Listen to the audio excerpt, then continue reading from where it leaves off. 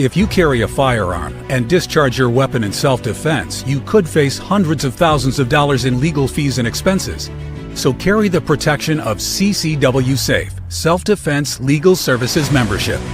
Upfront payment of all criminal and civil defense costs with no out-of-pocket for members. Unlimited defense budgets, unmatched legal expertise.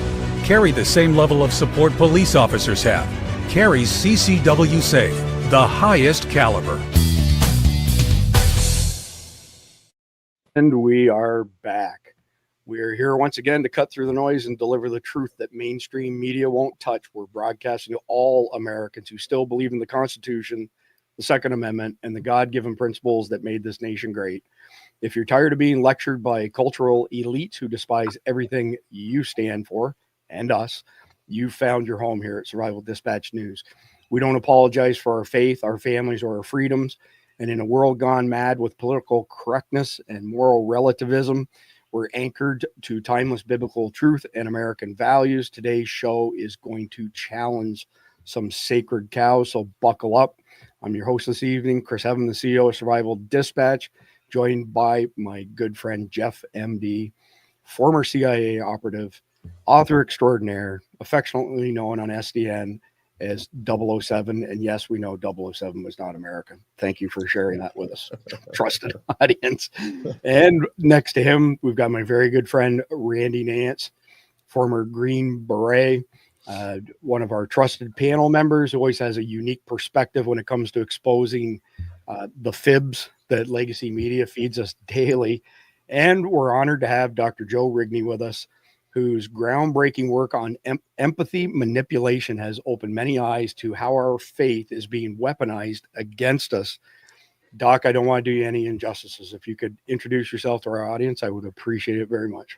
Yeah, sure. I am a fellow of theology at New St. Andrews College in Moscow, Idaho. And I'm a pastor here at Christ Church. Some of your audience, maybe if you've heard of Doug Wilson, he's the senior pastor of our church. His office is right around the corner. But he's in the news quite a bit for Christian nationalism and various and sundry other items. So he makes the rounds. But yeah, so I'm here. I teach and pastor, and when I get a chance, coach football and baseball. Oh, that's awesome! I didn't know that. I was going to say, give me a second here to bring you up on stage. First time I have to bring y'all in, but here's your page. Yeah. On the church's website. Y'all are welcome to check it out.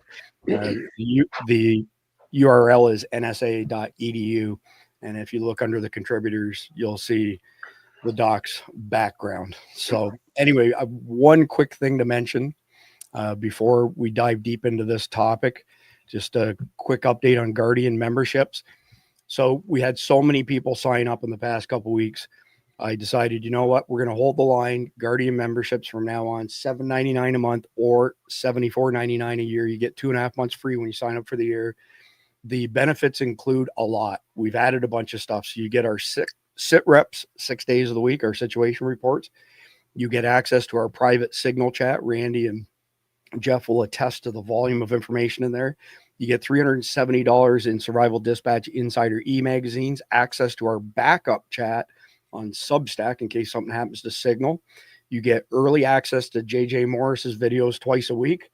You get the Sunday threat matrix on emerging threats that American Christians, and global Christians are facing.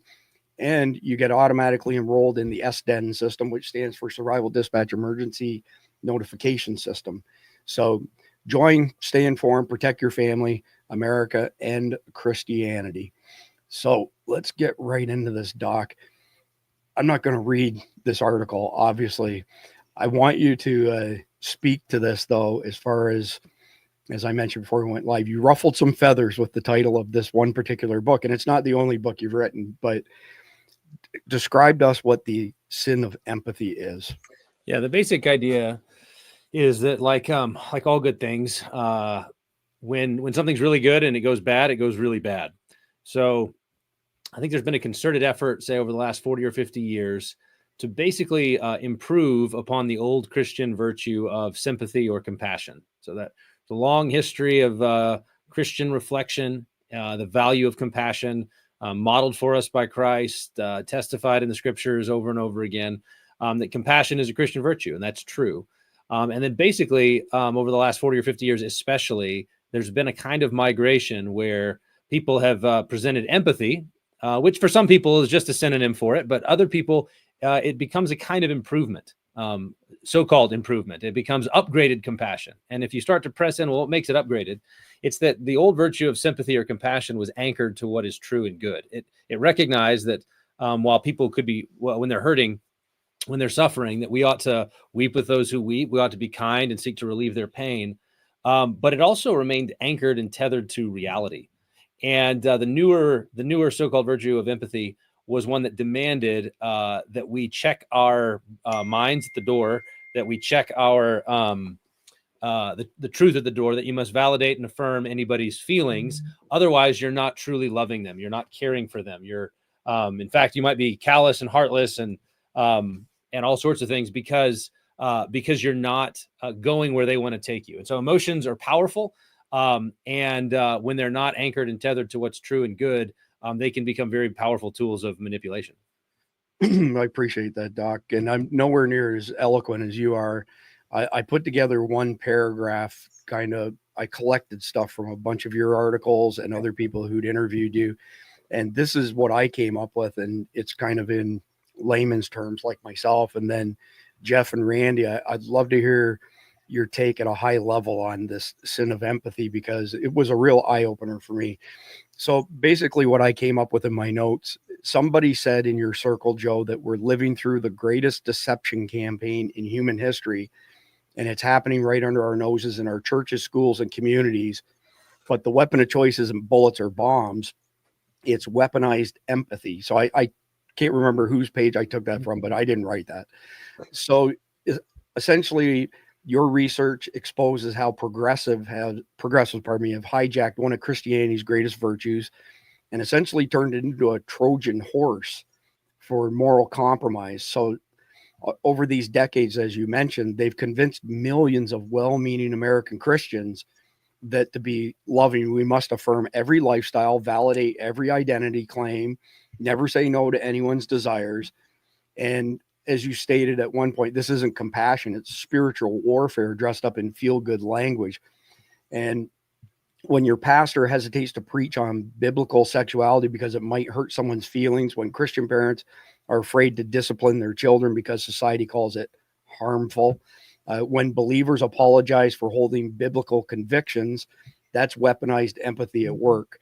And the stakes couldn't be higher, because this isn't just about individual choices. It's about the future of Christianity in America, and whether we'll pass down biblical truth to the next generation or hand them a watered down, culturally captive version of faith that can't save anyone. So Jeff, I go to you first. I'm very interested to hear your take on this. You're on mute, by the way. Yeah, no, it's, I haven't heard it described the way the doctor described it, but it makes absolute sense. It's like, if someone is, say, as a transsexual, you have to acknowledge, affirm, and agree with their view, rather than say, okay, I feel for what you're going through, but it's still not right. You don't. If someone is a drug addict, say they're a heroin addict, and they're going through, detox, they're going through withdrawal, and you can see that they're in physical pain, and you want to help them alleviate that pain and help them get clean. Nowhere in that process do you have to say it's okay to be a drug addict. No, you say it's wrong to be a drug addict. You're killing yourself and the people around you. You need to acknowledge that it's wrong and then fix the wrong. You cannot get a drug addict clean by saying, well, it's really okay to be a heroin addict. Yeah, actually, no, it's not. Under any circumstances, is it okay to be a heroin addict? You may be a heroin addict for different reasons. You may have been wounded. You may have been, they gave you fentanyl. You had all these problems and you got addicted to something that a doctor gave you. It may not necessarily be your fault, but it still isn't good under any circumstances. So this idea that, a pedophile, you can go and say, look, I understand you're having these dark thoughts. You can't act on them. You can't say, well, it's okay to be a pedophile. No, it's not. It's under no circumstances is it good to be a pedophile. And I think that's what they try to do with the empathy is, well, you gotta look at it from their perspective. Okay, if you're raping little kids, I don't want to look at it from your perspective under any circumstances. I don't care what your perspective is at that point because you're hurting other people. Well said, Jeff. Doc, I want to come back to you and then I'll come to you, Randy, just to get your feedback on Jeff's comments. Yeah, no, I think that one of the differences you can see between the Christian virtue of compassion and this kind of counterfeit empathy response is that whereas Christian compassion focuses on the other person's long-term good, which is what Jeff was just describing, empathy is often oriented to their immediate feelings, and it mistakes distress for harm. So someone could be in distress, like the addict you just mentioned, who's detoxing. They're distressed, they're hurting, but this is actually good for them. Like in the long run, this is what's necessary in order for them to be restored to full health and their humanity. Whereas if you only focus on their immediate feelings and the distress they feel, then you'll seek to relieve that immediate distress by, say, giving them more drugs and thereby, consigning them to long-term pain. So that shows up obviously with the transgender conversation where you have someone who feels like they're in the wrong body, and the short-term quick fix is, well, let's just give them chemicals, let's castrate, let's mutilate, let's give them these surgeries in order to try to bring their felt reality in line with their new body, the maimed body, as opposed to saying, the longer term good is that we try to readjust their gender identity, whatever that is, back to biological reality, that we remain tethered. And so, and that really is, at the bottom line, the difference. One of the illustrations I regularly use in the book is if someone's drowning, in quicksand, sinking in quicksand, there's kind of three basic responses you could have. One is apathy. That's sort of the bad guys in the Good Samaritan parable who walk by on the other side of the road and don't even care. And we know that's wrong. But there's two other responses. One would be the compassionate response, which is where you reach into the pit with them to grab them, but you remain anchored to the side of the shore. You grab a branch so that you can actually have leverage to pull them out. That's the compassionate response. But what empathy demands is, no, you have to jump in with both feet. And now you have two people sinking. Now the other person, now you're not able to actually help them because you've become untethered from what is true and what is good. It's incredible how concise that is and sums up a whole bunch of things that are going off the rails in our society. Randy, you've studied the Bible pretty extensively, and I'd love to hear your opinions on this. Well, I think is what it is. If you control the verbiage, right? If you control the language, then you control what is the truth, basically. And what it comes down to is they lean on, well, Jesus loved everybody, right? And it's the compassionate part is Dr. Rigney's talking about. Is tolerance really is what it is, right? And then if you tolerate this today, what will you tolerate tomorrow? And then it's just a slow degrade all the way down to what Jeff touched on is pedophilia, because I think that's really what this all leads to, because it's no different than early on, before the 2000s when, this country was dead set against gay marriage. But then all of a sudden that changed. But as we see, it was a slippery slope, exactly as some of the experts said it would be, because look where it's taken us to where we are today. And all that comes down to them, the church not being as active, and the church of the whole of Christianity in the United States today is like a different animal. And they haven't really been outspoken and haven't really come out against it. And then it comes down again, well, we should tolerate this because if you're a Christian, you should love everybody. That's what Jesus said, love everybody. But when we go and look at what Jesus said and throughout what's in the Bible, it's documented. There are plenty of times that he got political. No, that is not right. Even when the disciples in the end said, when he told them he was going to be betrayed, they basically said, no, Lord, let's go over here. We can go hide you. Basically told him, get behind me, Satan, even the disciples, right, in that moment, because what they were doing was not right. So he would call a spade. And what we see today is they try to tell you, no, he wouldn't do that. He would love everybody. So you should tolerate whatever this person, as we also mentioned, now, whatever they think they are, we should accept that as the truth as well. And it's just all a lie is really what it is. And it helps degrade the and help slip of the moral decline of the country and of all the people, basically. Well, there's also the line, go forth and sin no more. You know, I love you. I don't love your sin. So don't sin anymore. So you touched on the church and maybe not standing their ground on a lot of things. I kind of think that that's why the doc has got some notoriety here, because he is standing up and speaking out against this stuff. And there's always going to be outliers, right? There's nothing's ever black or white. But Joe, I'd like to hear your thoughts based on what Randy just said.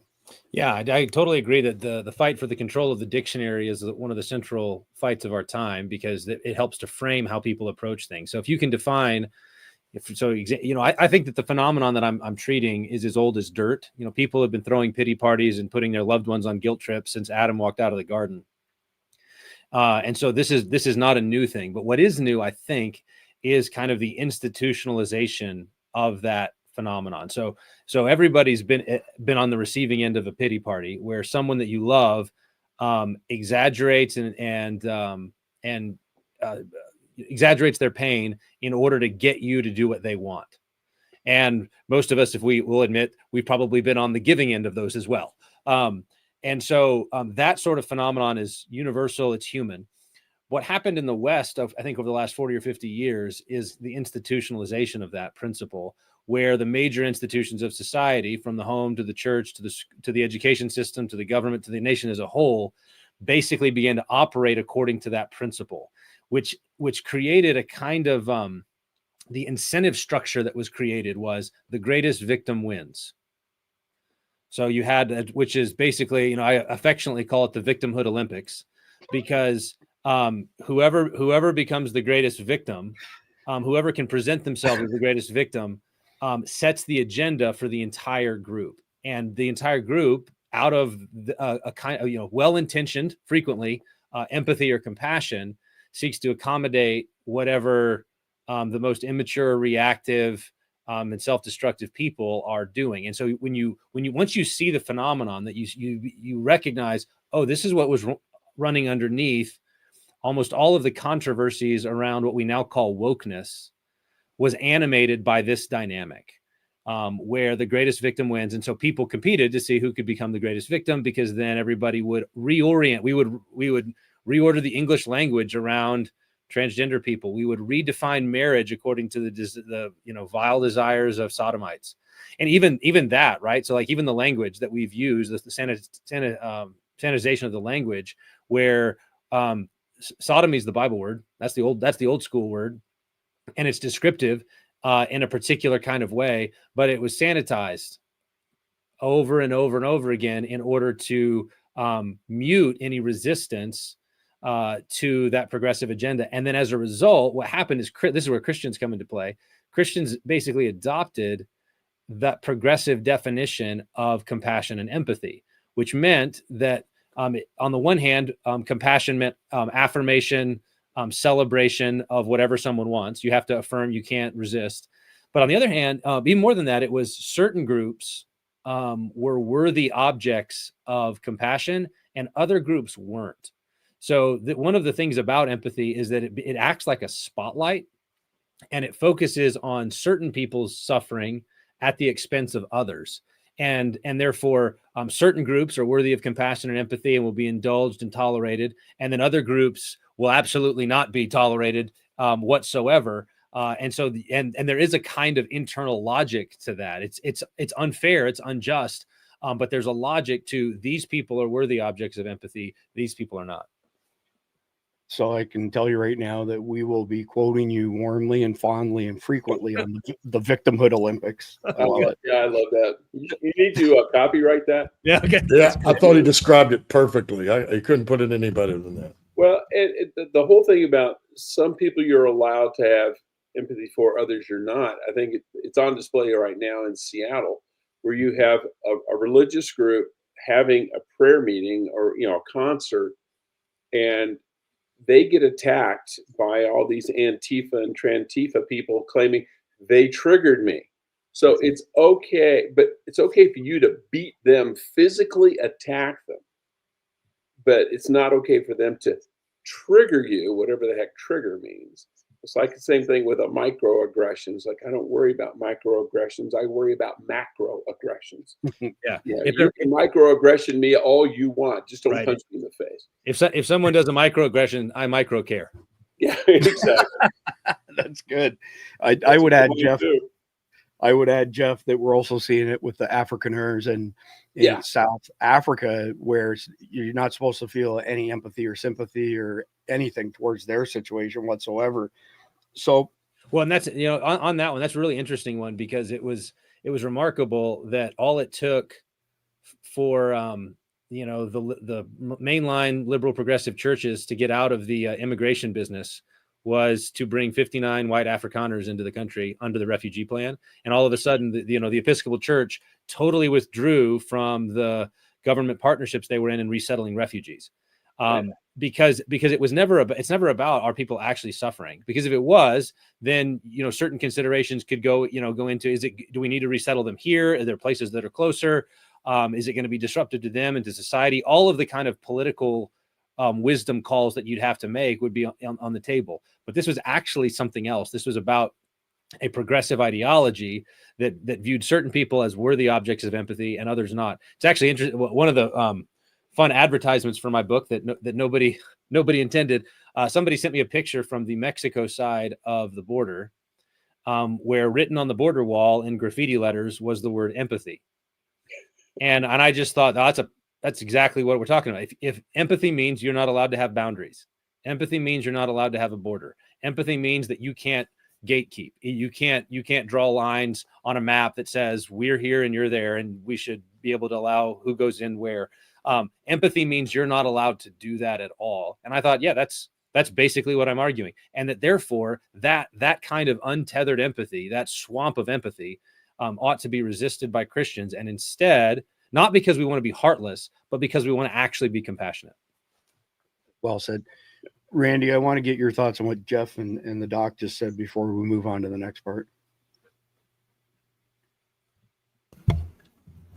Well, I think they're spot on. That's what we're watching today in many segments of society, whether it started, with the summer of 2020. It was a big difference in the way all the people that burned down Main Street were treated, as opposed when people showed up on January 6th and 21 to protest a farce election. And big difference between those two groups were treated. And so we're watching that exact thing on play right now. And, I just think they're spot on. I appreciate that, Randy. So I want to bring something up that wasn't in the brief, but interesting news out of Texas, and all four of us have ties to Texas. Texas lawmakers approved strict definition of male and female in state records. This is going to Governor Abbott's desk tomorrow, and he's expected to sign it. But it absolutely amazes me that we have to take legislative measures to define a man and a woman. It's beyond the pale that a Supreme Court justice is incapable of defining what a female is. And then the next part to this, which is there's a two-part question for each of you. Number one, what do we do to turn the tide on this craziness? And number two, I'd love to hear each of your theories on this being part of the fifth generation irregular warfare being waged against us by our enemies, especially China, which started in 1949.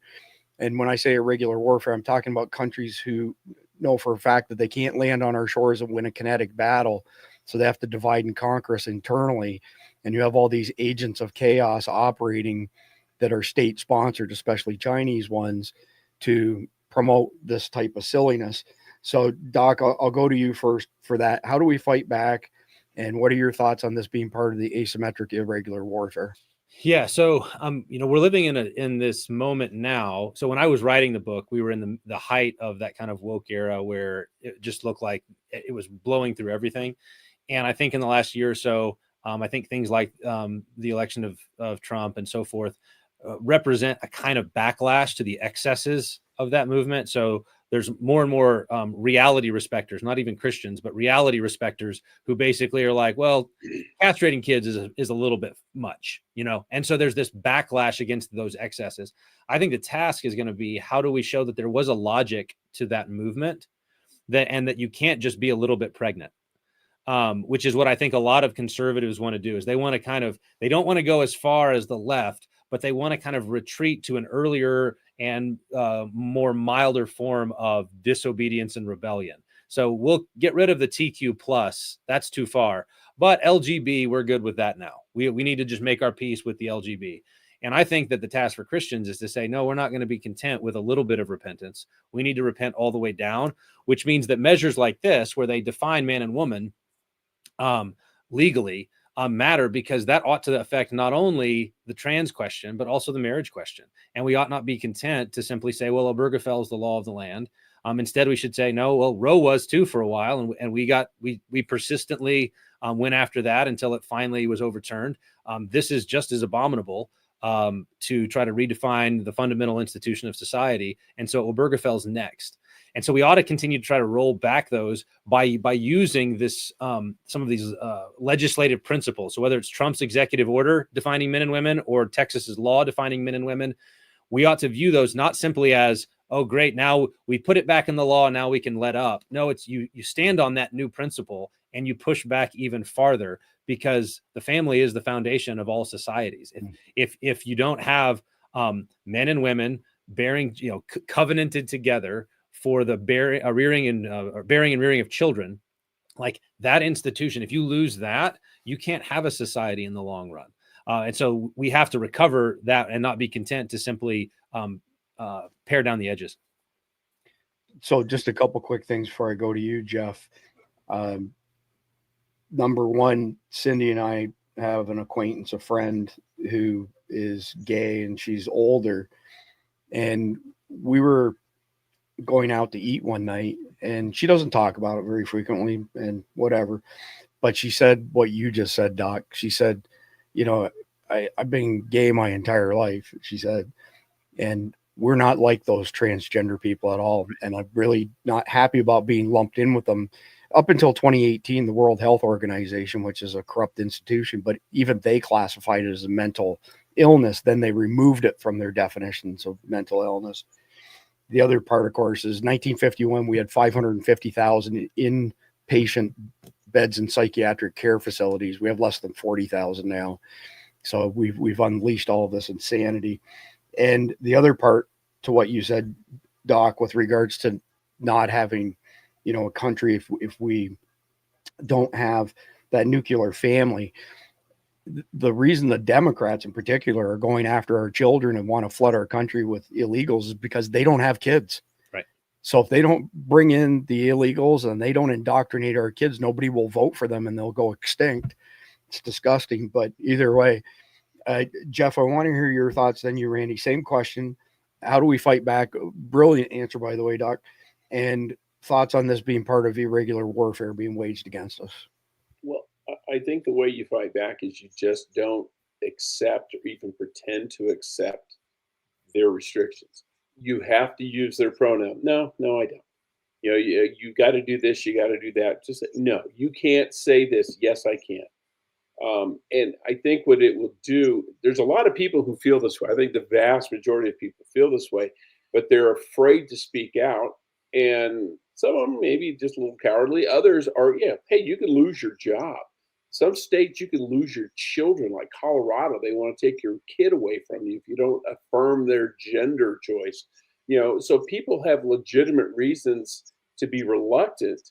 But at the same time, if they hear everybody else doing, if they hear enough people standing up, they'll say, okay, they can stand up, then I can stand up. And where you really see it manifest itself is in elections because of a secret ballot. How many people voted for Trump that their neighbors would have coronaries if they found out that they had voted for Trump, or their friends or their family? So you just got to give people permission to be sane. And it seems ridiculous that we have to, but we really do. You got to be able to say, that's a dude. I'm sorry. Nice dress, by the way. You can probably spend a fortune on it. good job with the makeup, still a dude. Yeah. And as far as is it part of this overarching fifth column, I think for the upper levels of this elites, the quote unquote elites of society, I think it is. But I think a lot of the lower level, the younger people, again, they're acting on emotion. They've been manipulated. They're being told you have empathy because you do all these things we tell you to do. But even the young people, I think, are beginning to see it now. And you see younger people, especially younger men, are starting to lean more conservative, for lack of a better word. More, actually, they should be leaning more towards sanity. And it's going to take time, because one thing about kids, I've had a couple, they don't like being told what to do. And so what we need to do is let these young people know, you realize they're telling you what to do and what to think, right? I'm just saying, use your sanity. You make up your own mind. Is that a guy or is that a girl? You tell me. Well said, Jeff. Well, very well said. Randy, same question to you. And I don't know, when you were, spec ops guy, if you had any connections to our psychological warfare units that are, some of them are spec ops guys, but same question because of that. How do we fight back? And your thoughts on this being part of this irregular warfare being waged against us? My thoughts are, basically, both those guys put out very good answers on what we could do and should do, because we definitely should fight back. And it's just basically putting your foot down and saying, I'm not going to accept that anymore. One, because it's not the truth, and that's just as simple as that. And when we talk about empathy, right, and now they've portrayed it as we've talked about very well on this panel so far, is they paint the picture that to care about somebody, you've got to show this empathy, and then you got to care about whatever they think and feel, even when it's half cockeyed, which isn't the truth. But that's not caring for somebody at all, I would say, right? That's not caring for them at all, because why? At the end of the day, we're talking about their soul, and we're talking about eternity. We're not talking about the few years we're all going to spend on this planet and feeling kumbaya and huggy with everybody. That's just not the way it goes. And if we truly cared about somebody and we had empathy for them, we wouldn't allow them to do that. And I'm not going to say, now you can go tell them they can't be gay. That's not the deal. We're not able to do that. None of us can change anybody, right? And my sins are just the same as their sins. So they're going to have to learn to deal with that. And however that's between them and the Lord, we can't really get in the middle of it. But other than that, it is just taking a stand. I went to the hospital recently, and I won't name it, but it's one of the big ones here in Dallas, one of the best ones. And the same thing, I got to the question, it said, what's your gender? And it had male or female. It did say other. And then it had, what were your gender assigned at birth? And I just skipped right over that question, because I thought to myself, do you understand how much credibility you guys lost? And right. Thank God I'm only here for an appointment and not a surgery, because at this point, I'd wonder if I need to let you cut on me or not. Right. And so, that's what, again, it comes down to, you're going to put your foot down. We can't accept things that are not true. And if somebody wants to believe you're a man or a woman and you're not, then hey, be that when you're on your own. But out here, you're still going to be a man or woman. We're not going to entertain those thoughts. On the overarching plan, what we have to realize is that that's always the case. When you get big picture, this is in somebody's big plan up there, and it's certainly the elites. Because what does it do? If you strip somebody of their identity, then what's the point of family or anything else? And if we were all born, in the image of God, and really the family is the image of God. So if you don't have the family, there is no image of God, and you destroy everything that society is based off of, including laws and just and everything else. All of it falls apart if there's no family values. And when you strip people of their identity, that's what's going to happen. And then guess what? Not only that, they're a patient for the rest of their life also. So you're going to have to be doling out money to pay for whatever pill or treatment they want to give them for the rest of their life. So then you have somebody that's very wieldable, and they don't have to worry about shipping a bunch of immigrants in, because they may not even have to have elections. They'll just tell you how to vote, and they'll do it. I think there is always going to be an overarching plan.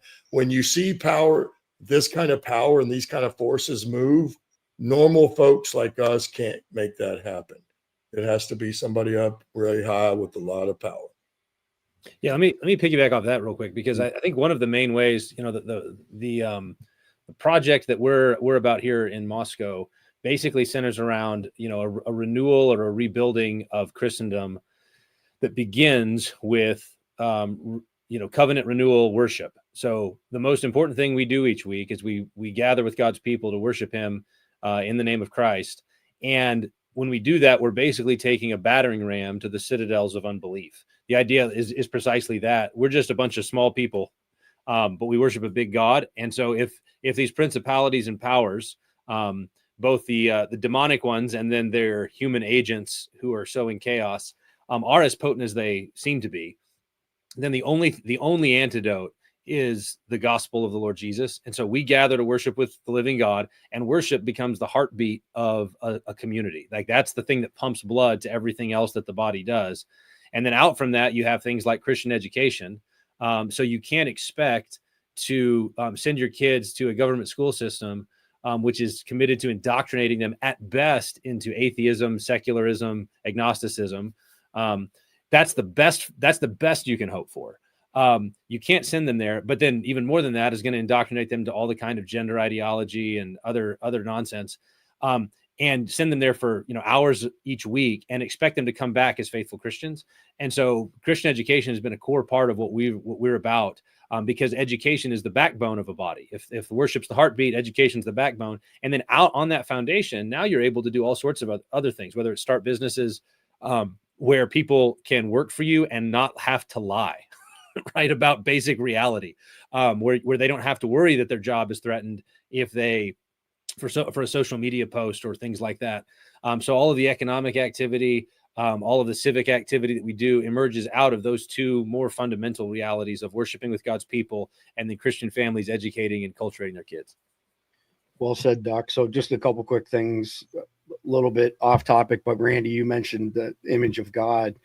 And I don't know if y'all caught this, but maybe a couple of weeks ago, there was somebody who's come out with another form of this very advanced technology to determine the age of objects, and confirmed that the Shroud of Turin was 2,000 and a few years, old with this technology. It was within the margin of error, so it was right on the money. But what was even more interesting is the team that did that, they were able to use some sort of a scan on the inside of the shroud and then reproduce a bust of Jesus, and it looks identical to what we've seen forever and a day as far as the likeness of Jesus. Actually, it's uncanny when you see it. There's nobody who could look at it, Christian or not, that could go, I don't know who that is.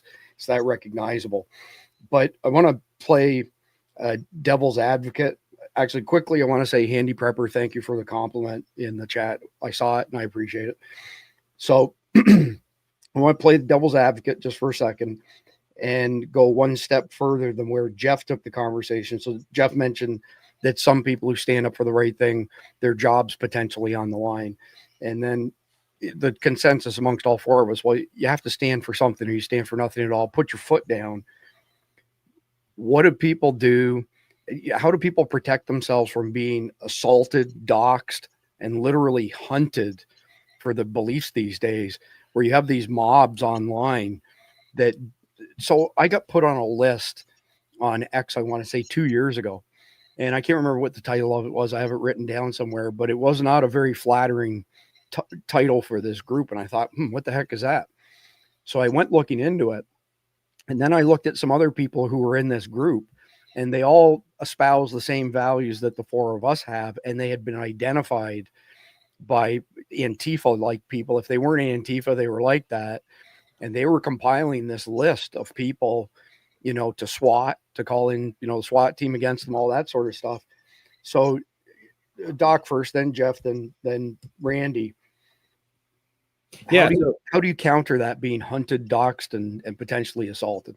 Yeah, I think there is a recognition of like different callings for different people. So at some level, this is why the failure of, I think, Christian pastors to hold the line is so disappointing, is a mild way to put it. Because like my job right now, I'm a professor at a Christian institution, a good one, and I'm a pastor at a church and a faithful one. And so I can say all sorts of things without any fear that I'm going to lose my job over it. I can just say true things out loud where everybody can hear. And there's nobody who's going to give me any grief. But, we've got right now there's left wing. I think CNN was here today to do an interview with some of our folks, and Politico just did a story on us, and Vox.com, and these various places that are very nervous about the sorts of things that we are commending: worship of God, not being manipulated by empathy, and so forth. But I don't sweat it at all, because my job is secure at some level. Like in terms of I'm trusting God, and I'm in a role that allows me the freedom to say what I need to say without worrying that my kids are going to go hungry. So I think that pastors have a particular burden to be able to speak to these things, because their livelihood should not be dependent upon whether or not they speak truth or not. They should just be able to speak the truth. I think for someone, I have a lot of compassion actually for folks who work for companies where it would be where being doxxed or being outed in certain ways for their views would cost them and their families. And what I would say, if there's somebody like that listening who goes, man, I have to listen to this podcast, in my room with the sheets over my head because I don't want anybody to know. I have a lot of sympathy for that. And I think you should be looking for an exit strategy. I think part of your calling, if you're a husband or a father, is to put yourself in a position where you're not dependent upon your enemies for your livelihood. And so looking for ways that you can get a side hustle that you can eventually build into an alternative form of income so that you're not exposed in that way, I think is just wise and prudent. And then I think being a part of a community that's going to reinforce and stand behind you should something like that happen. Should you be fired or should you be outed in public and they come hunting for you on social media, but you got a community who's going to rally to you and say, hey, we know what this is about. They hate God, but they can't get at him. So they're coming after you instead. Very interesting. Jeff? Well, yeah, I saw, Mark Becker's comment there. And yeah, I think people need to try to position themselves when they're not going to be that vulnerable. But we need, as a society, we need to say, look, people are entitled to have opinions. And unless what they're, opinionating on is just blatantly illegal, like, hey, it's okay to have sex with young children. Yeah, okay, that person, I can say I don't want them working for me because they may represent, I don't want that person representing my company. But people need to have the ability to speak freely and not lose their jobs over something as simple as, I think there's only two genders, or actually two sexes. There are no genders. Genders apply to words, not people. And that to me is, and if somebody wants to come up and say, I think there's 27 sexes, okay, that's your opinion, you're entitled to it. I'm not going to fire you for it, but I shouldn't get fired for saying, no, there's only two. It's called a disagreement. It's called a difference of opinion. And it used to be, that's what conversations started over. It wasn't a war. You didn't go beat people up. It was just, you talked about stuff. It's like saying, I like the Mets. Well, I like the Yankees. Okay, difference of opinion. So here's what I'd add before you go, Randy, is that somebody taught me years ago that if you don't have the ability to agree to disagree with somebody else, then you don't have a friendship, that's worth much if you can't agree to disagree. I mean, we look through the world through a very similar lens, but there's been multiple things we've discussed on Survival Dispatch News where you and I have taken a different angle, and that's okay. That doesn't offend me. It's not like somebody's keeping track and score who won and who didn't. So I'm going to throw a curveball at you, Randy. So let's take it one step further. Somebody stands up for themselves. They're potentially doxxed, assaulted, hunted. What about this new phenomena of being Luigi'd, where they're going to come and shoot you as you're walking down the sidewalk in the back of the head? Well, it's kind of the same answer I was going to give anyway. Here's reality. We're in dark times right now, probably as dark as they've ever been on the planet, I would surmise. And I think we're in that time period. You look at what happened to Jesus, right? Everybody knows what that example is. And I talk about that with Christianity all the time with people when they somehow think that we all should just die peacefully. And of course, over the centuries, many of us have, but that's not always going to be the case. And so, you know, even when it comes, and this is different, I'm not going to get off on this topic, but even when, you know, people, maybe we should let them pass away peacefully instead of dying of cancer. Well, our one example is Jesus, right? He even asked the Lord, his Father and ours, if there was any other way, that he didn't have to do this, and it was no. He still had to go through it. That's how he passed away. You go further beyond that, look at all the disciples. Only one of them died peacefully. The rest of them died pretty horrific deaths. So in the name of goodness and Christianity, you have to realize that very well may happen. That's just the way it is. If you say you do something like Rittinghouse, that's why you have to really weigh out what your options are, and before you take your actions, hopefully you have enough time to think it through, because once it happens, it's out there. In today's time, you're not going to escape getting doxxed. You can cancel all your social media all you want, you know what I mean? But they're still going to come for you. And if you're getting hunted, well, it's just, you'd have to be smart. You know what I mean? It's like what we've said on many of these panels. You're not going to go take a walk every day or go do the same pattern every day. If now you're being hunted like that, you're going to have to change up your routine. You would have to be really smart about going anywhere and doing anything, because all you have to do is make it a period of time to where it kind of cools off. Because look, even Rittinghouse and some of these other folks that stood up for the right thing, after 2 or 3 years, things worked out for the better for them. But the 2 or 3 year period that they went through is going to be a living hell. And you're just going to have to plan your every single thing you do so you survive that period of time. And I think that would be the best advice, because of course, as we know, there's almost no escape. When we were kids, there wasn't social media. So if you got picked on at school, maybe you were better friends with the friends in your neighborhood and you didn't get picked on there. Now there's no escape. So, yeah. And that's including for adults. So Doc, I just want to get to your comments on Jeff and Randy, and then we've got 2 more topics that I want to pivot to before we wrap up. Go ahead.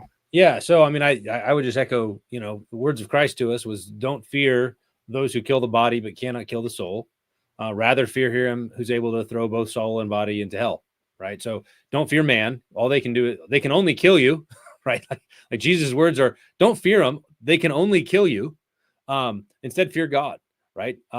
And so I think a healthy fear of the Lord, a recognition of the goodness of Christ and the goodness of God, the sovereignty of God, can stabilize you in unstable times, and provide a kind of anchor in the face of uncertainty. And that's, again, part of why weekly worship is so important, is you go to anchor yourself in what is actually true, lest all of the turbulence in the world around you unsettle you to where you can't see straight. Because that's one of the challenges right now with the whole empathy conversation, is our emotions are powerful and they can blind us. And that's true of an emotion like pity, but it's also true of fear or anger or desire. When these things are intense and powerful, they short circuit our reason. We don't think straight. We talk this way. We're blinded by anger, or we're paralyzed by fear. And so part of the reason that we need to hear the word preached and we need to worship God and sing the Psalms is so that we can recalibrate ourselves to look above this passing world, to see the glory of Christ, to see that he rules and reigns. And then that stabilizes you so that the things down here are less, it's the psalmist saying, whom shall I fear? Right? The Lord's on my side. God's for me. Who can be against me? That kind of statement needs to be worked deep into our bones. Yeah.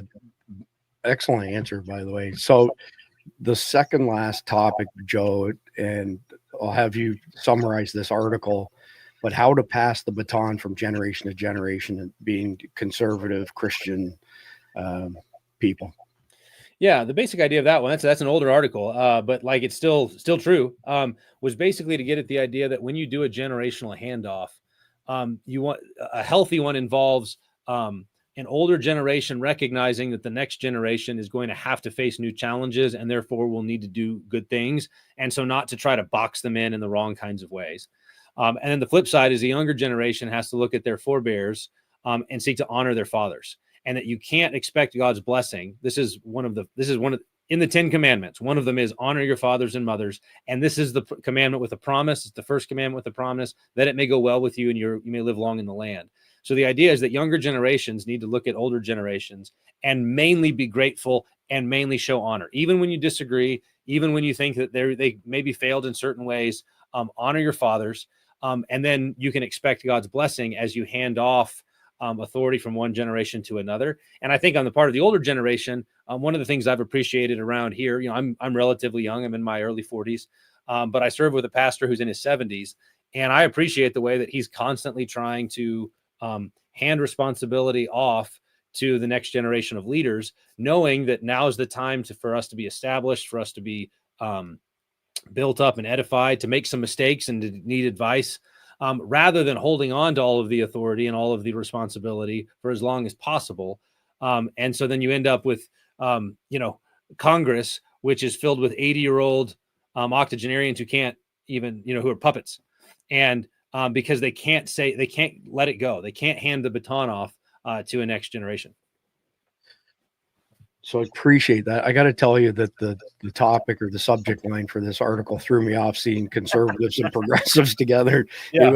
It took my brain a second to kind of square that. But Jeff, I want to come to you, and I'm going to phrase my question maybe a little bit differently to you.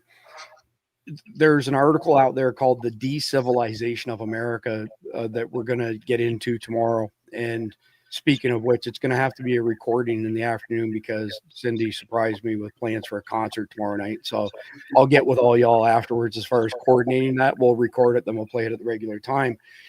But one of the main arguments made in that article, it's a phenomenal article, Doc. If you haven't read it, I'll send you the link. It's really interesting. But one of the positions taken by the author is that we built the most sophisticated, richest, culture / country in the world, and then we failed our children in the education system, and we didn't give them the skills to be the stewards or the shepherds of this advanced civilization that we built.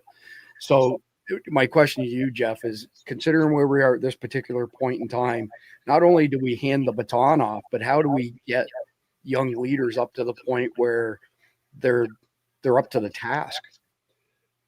Yeah, it's an interesting question, and it kind of tangentially reminds me of something I was talking to my wife about the other day. We were talking about AI, for example. And I said, AI is making us stupider.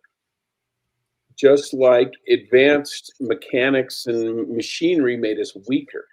Farmers used to go out there with a scythe and cut grain. And then, then you had tractors and threshers and all this. And if you look at the men today the average man today is so much weaker than his grandfather was, because his grandfather was working on a farm or in a steel mill or something. He was doing manual labor himself. But then you get machines and equipment and all this. And so it doesn't take as much, physical force to do the job. Well, what we've done to our bodies with machinery, we're doing to our brain with AI. You don't have to think, you just type it into Grok. You don't have to do math, you just use the calculator.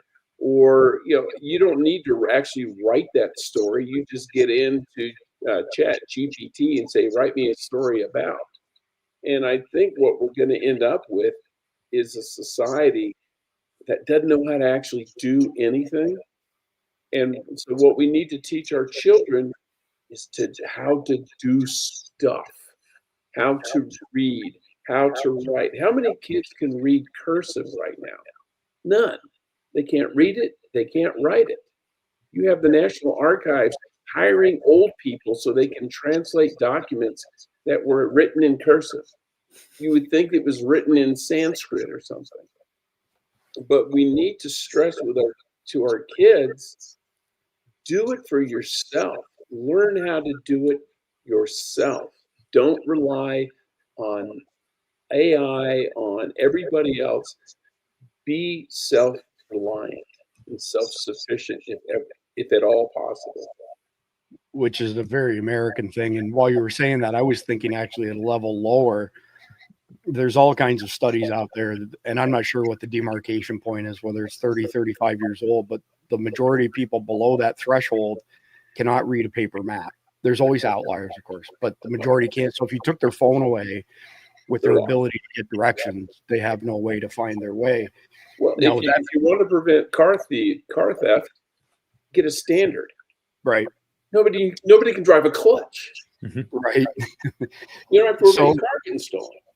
Exactly. So just to play devil's advocate, and then I'll let you take a swing at this, Randy, is one of the things I've discovered with AI is there's an entire process of learning how to ask it the right questions, and it's never a one and done. That it's a series of questions. So just as an example, I might go to Grok and ask it for some research on a particular topic, and I'll say back to it, and I got this from Christy Sawyer, this particular one. I'll say, well, that's not bad, Grok, but Chat GPT did a better job. You get 5 out of 10, Chat GPT got a 10 out of 10. It will say, wait a minute, give me another chance, and it will allocate additional computational cycles, and it will give you something that's completely next level than what it did on that first swipe. So it's an interesting way of leveraging it. And then I would also say that there's things that you can do where you can train an AI with your own writings to basically mimic you to a T. And I've tried it with a bunch of them, and I've only had really, really good success with Claude. Chat GPT a low, level down, then Grok a layer down from there. They still use words that aren't in my vernacular, but as powerful as AI is, it's still not at that stage where it's basically reading your mind. Now, Elon wants to change that with the Neuralink, but that's a whole other rabbit hole. So, Randy, with that being said, give me your thoughts on passing the baton to the next generation. Yeah. So, well, I think that they've touched on it very greatly. It's going to be by example, right? You have to set the example, but it also comes back to biblical principles. You know what I mean? Because using biblical principles helps give you a purpose. Because after all, this life is not ours; it's not our own. We're supposed to be living it for Christ.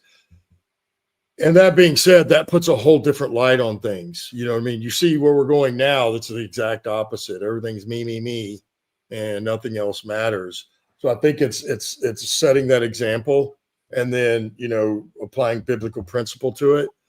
But, it's also taking the time to explain why things are the way they are as life goes along and you're cultivating these young leaders. Because after all, if when you leave, nothing can get done, that means you're micromanaging, right? You're not developing leaders because nothing can happen when you leave for a week or two. So it's just about getting to know who those people are. If it's a family member, obviously that's going to happen.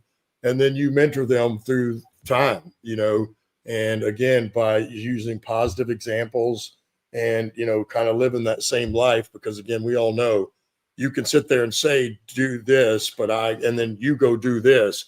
Well, your kids are going to see that. That's exactly what, they're going to follow what you did, not what you said.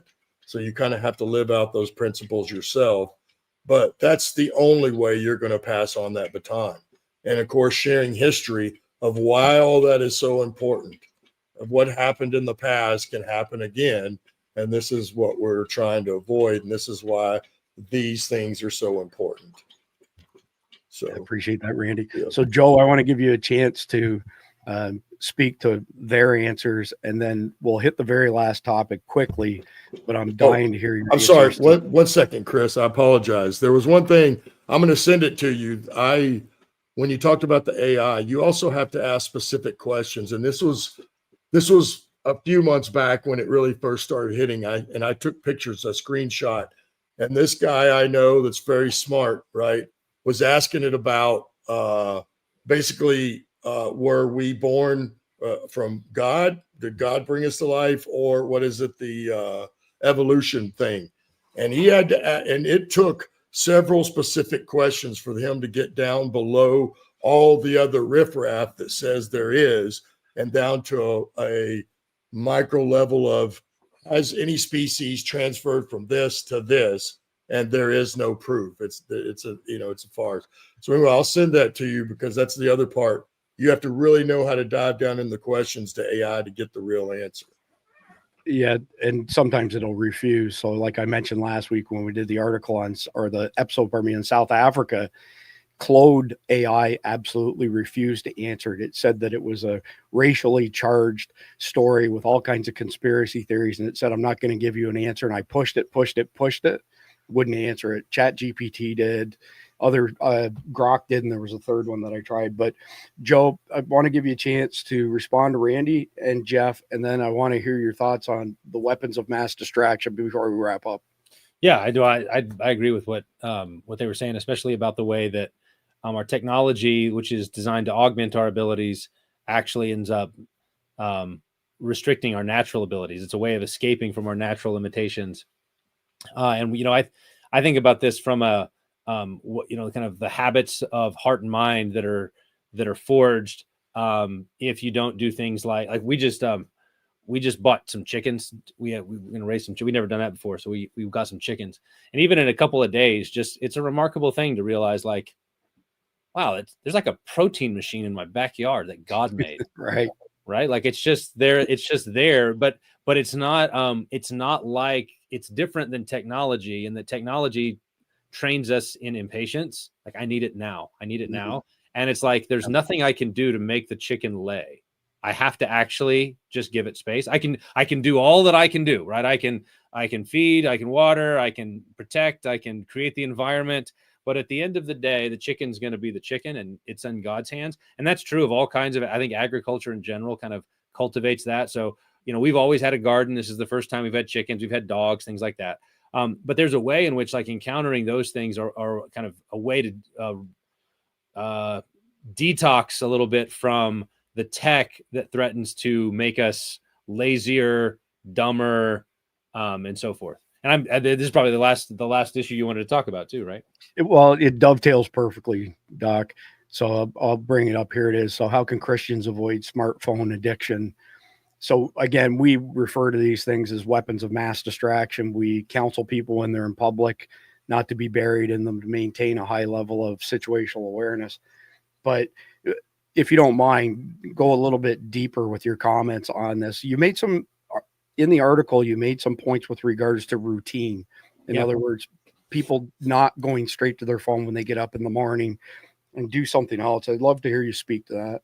Yeah, this is one that I probably preach better than I practice, quite frankly, because it is. These things are like, it's a drug. They definitely. And what's I have to talk to it's helpful. Kids are actually helpful because they expose the ways that our habits are beginning to be distorted. Because when you see your kid start to want to follow that path, you kind of go, wait a minute. And it kind of causes you to rethink your own rhythms and habits. But we talk to our boys about the way that we want to be present in conversations. We don't want to be checked out. We want to be able to hold conversations and not kind of retreat into our own world. So we make it habits. Like when we're on road trips, it's really rare that we let anybody listen to something on their own. It's always, if we're in the car together, we're going to listen to the same thing. This is a family activity as opposed to different people isolating themselves with different devices. And so that, if somebody wants to read a book, that's one thing, but we're not just going to retreat into headphones. And then with the rhythms thing in the mornings, it is something, and it requires an enormous amount of moral effort to say, you know what, I'm going to get up in the morning, and the first thing I'm going to do is not check and see what's going on. I don't do it every morning, quite frankly. But I feel better whenever I do. Whenever I say, you know what, I'm going to read the scriptures and pray. Like I'm going to do that first. And then now when I come to whatever's going on in the world or whatever emails I need to answer, there's a different mentality that comes with it. And I think it's important to recognize that there are billion-dollar corporations whose entire, who are dedicated. I tell my kids this, they're dedicated to trying to get you hooked on this. Like that's all, like the entire game is to figure out how can they hijack your dopamine, how they can hijack your brain in order to get you addicted to pornography, to videos, to whatever. And so don't get played. But we want to inculcate that in our kids. I have a friend who just wrote a book on this. It's coming out in a couple of weeks, called The Tech Exit. And it's a practical guide to helping kids avoid smartphones and addiction and things like that. But she's been working on this for a while because it is one of the major issues of our time. 100%. Jeff, your thoughts on weapons of mass distraction? Yeah, I think the doctor's right in that you got to make sure that's not the first thing you do when you get up in the morning. Um, I tend to get up. I take the dogs for a walk. Which thrills them. Then we come back and we feed them. We have a routine of chores that need to get done and all that. Then we make coffee, and I don't use my smartphone very much at all, actually. Though I'll go days without touching it. But what I have is an iPad, and to me, the iPad is the newspaper. Because nobody has newspapers anymore. So we sit down in the morning, drink our coffee, and instead of we used to read the newspaper, now we sit there and we go through the iPad. We go through different news sites and different aggregators and just look, to find out what's going on in the world. But there's other times where, I forced myself. Well, today was one of my wife was out shopping, and I was listening to a TV radio show, and I was like, well, no. I was playing, I don't know, doing a crossword puzzle or something in the background. I just set it down and said, no, there's other things I need to be doing. And I went and was editing a book that I'm working on. I'm like, that is productive. Me sitting in an easy chair, listening to somebody talk on the radio while I play a crossword puzzle is not productive. And you've got to recognize when you're like, okay, is this the best use of my time? Do a game, do a puzzle or two if that's what you do in the morning to kind of, for entertainment, but don't make it your all day sucker. Don't say, okay, it's now 3 p.m. and I haven't done anything except sit in this chair and look at this iPad. And that's that I'll fall into, and I've got to really pull myself away from it, make a conscious effort not to do that. Well said, Randy. Before I come to you, Doc, refresh my memory. Was it you who said something to the effect that when one of your children says to you, hey, put down your phone and pay attention to me, that's a real eye opener? Oh yeah. I think, kids are just call you on it. and it's a great blessing, and to receive it is not being offended, but like, hey, actually, I want to be more present with them.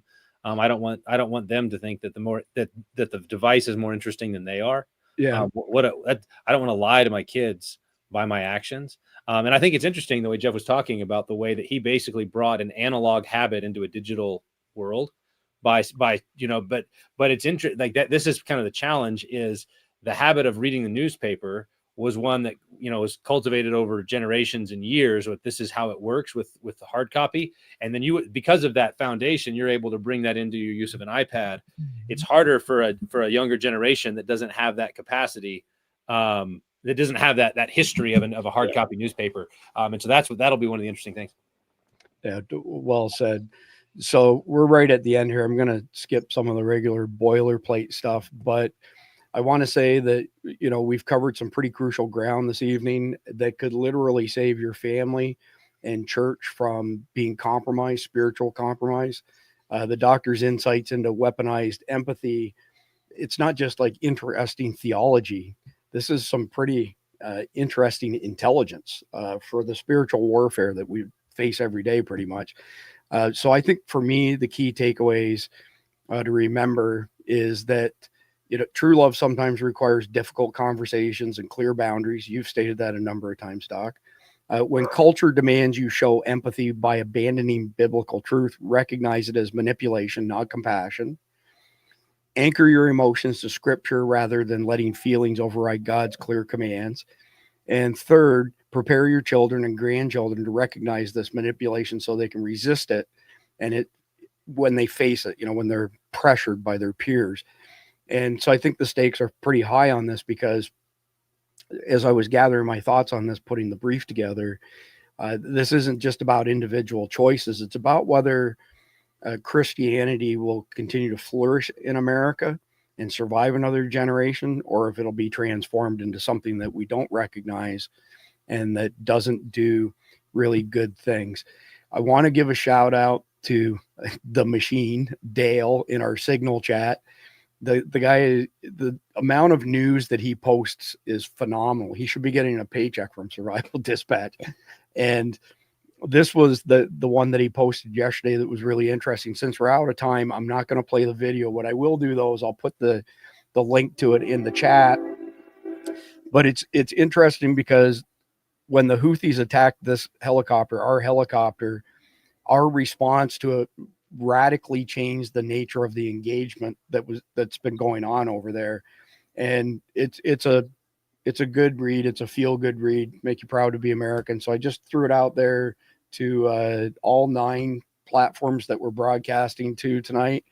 And lastly, wanted just a quick reminder on the Guardian memberships, because if we didn't have Guardian memberships and supporters like CCW Safe, we wouldn't be able to, put in 15, 16, 17 hours a day, 7 days a week. But Guardian memberships are now $7.99 a month or $74.99 a year. It's 2.5 months for free. You get 6 daily sit reps, access to our private signal chat, $370 in Survival Dispatch Insider e-magazines, access to our backup chat on Substack in case signal goes down, early access to JJ Morris's videos twice a week, the Sunday Threat Matrix on emerging threats to America, American Christians, global Christians, and you get automatically enrolled in our SDEN system, Survival Dispatch Emergency Notification System. So join to stay informed and be able to protect yourself, your family, and America. Last chance for the 3 of you to add any parting thoughts. Jeff first, if you got anything you'd like to leave the audience with tonight. No, I think we've covered it.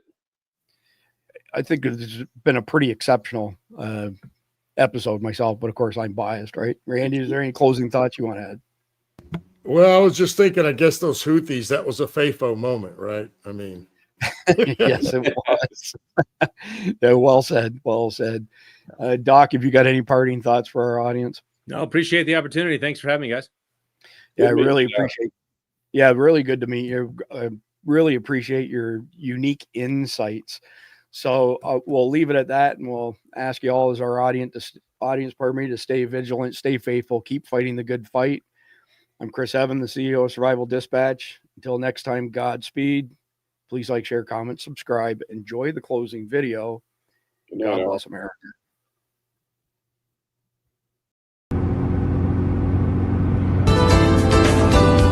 This is one of the most important days, in my opinion, American history. It's now America first by design. Wait your turn in the tariff line. Americans now finding jobs. Globalists screaming whine because we have a president with a spine. It's now America first by design. That's now the way it is. Things have forever changed. That's now the way it is. Our president we believe in.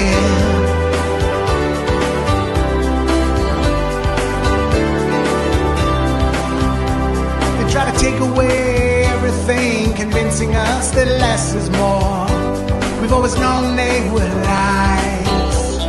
Steal away our dignity and shame us all for wanting more. American families first, we will restore. That's now the way it is. Things have forever changed. That's now the way it is. A president we believe.